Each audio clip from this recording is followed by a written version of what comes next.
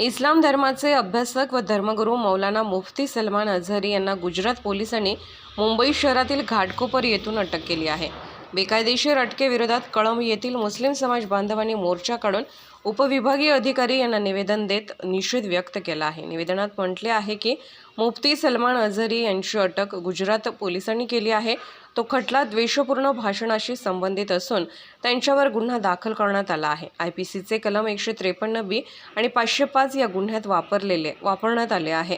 यामध्ये सर्वोच्च न्यायालयाने दिलेल्या निर्देशानुसार अटक करणे बेकायदेशीर आहे। त्यांना कायदेशीर नोटीस देणे बंधनकारक होते।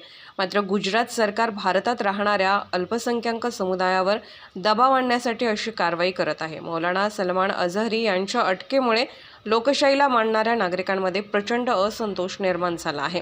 मौलाना सलमान अझहरी यांचे कौतुकास्पद असलेले सामाजिक कार्य दडपून टाकण्यासाठी ही कारवाई केली असून त्याची सन्मानपूर्वक सुटका करण्यात यावी, अन्यथा सदरील बेकायदेशीर अटकेच्या विरोधात तीव्र स्वरूपाचे जेलभरो आंदोलन करण्याचा इशारा मुस्लिम समाजाकडून देण्यात आला। या आंदोलनात शहरातील सर्व मौलाना व सकल मुस्लिम समाज उपस्थित होता।